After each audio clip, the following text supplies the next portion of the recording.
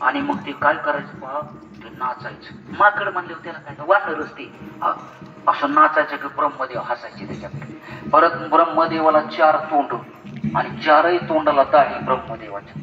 मग ते असं जाळी चोळायचं, खाजायचं, ब्रह्मदेवाला आनंद वाटायचा. दाढी चोळायचं, केस चोळायचं, डोकं चोळायचं. अशा प्रकारे ते मग ब्रह्मदेव आनंदित व्हायचे. ब्रह्मदेव चालायचे, लगेच उडी मारायची, खाद्यावरती वाजायचं ब्रह्मदेव.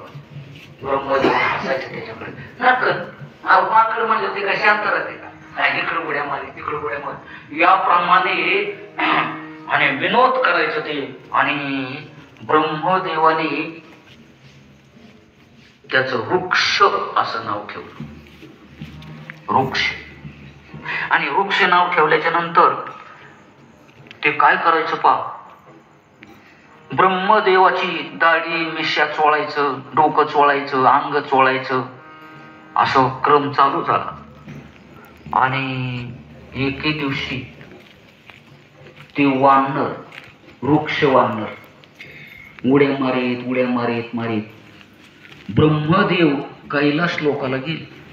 आणि कैलास लोकाला ब्रह्मदेव जाता जाता ती त्यांच्या बरोबरच, ते वानर वृक्ष सत्य लोकातून शिवलोकाला गेले. शिवलोकाला गेल्यावर महादेव ब्रह्मदेव असे बसलेले आणि ती माकड जवळच असं उड्या मारायचं इकडं तिकडं.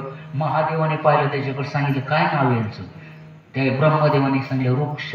वृक्ष म्हणे असं ठीक आहे, चांगलं आहे म्हणे, काय उड्या मारते म्हणे. असं होतं त्याने लांब गेलं उड्या मारून. ब्रह्मदेवाने सांगितलं जा म्हणे, ये फिरून थोडंसं, आम्ही आहे तिथं. एका जागेवर त्याला दम निघत नव्हता, माकडच ती.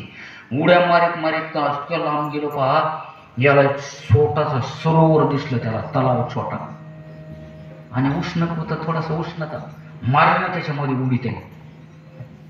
आता त्याला काय, ते माकडच. पाणी स्वच्छ दिसलं आणि ते स्वच्छ पाण्यामध्ये मारली उडी मारल्या बरोबर बाहेर आलं, त्याची स्त्री झाली, स्त्री बा.